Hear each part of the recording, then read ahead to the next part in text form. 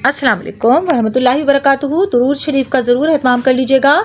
तो आज हम बनाएंगे आलू गोश्त शोरबे वाला, और इसमें बिल्कुल घर के मसाले हैं, बहुत मज़े का बनेगा। 1 किलो गोश्त लिया है मैंने और 10 से 12 गिलास पानी डाल के इसको उबाला है। 4 अदद प्याज डालें इसमें, और 8 से 10 जवे जो है वो लहसुन के साबुत डाले हैं, और हल्दी 1 टीस्पून और 1 टीस्पून नमक डाल के इसको उबाल लिया है। और पानी इसलिए ज़्यादा डाला है क्योंकि यखनी से ही हम शोरबा बनाएंगे, इसमें कच्चा पानी नहीं डालेंगे।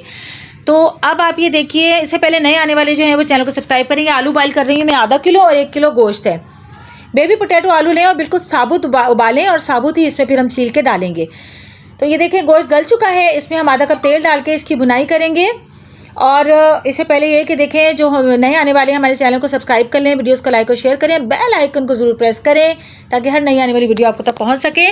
टमाटर में मैंने जो है खुश्क अज़ा डाली है, नमक, लाल मिर्च पाउडर, कुटी हुई लाल मिर्च, ज़ीरा पाउडर, सूखा धनिया पाउडर और सूखा पिसा हुआ अदरक मैंने डाल के टमाटर में और सारे ये गोश्त में डाल दिए हैं सब कुछ।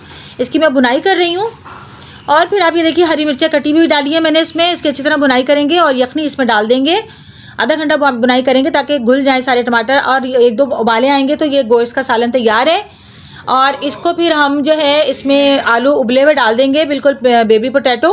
और इसमें हरा धनिया डाला है फ्रेश, और पिसा हुआ गरम मसाला पाउडर और डाल के इसमें जो है ये बिल्कुल तैयार है। इसको उबले हुए चावल या चपाती के साथ खाएं। और आप हमें सपोर्ट किया, बहुत खुशी हुई, हमें सब्सक्राइब भी किया, और बहुत अच्छे अच्छे कमेंट्स आपके आए हुए मैंने पढ़े, मुझे बहुत ही खुशी हुई।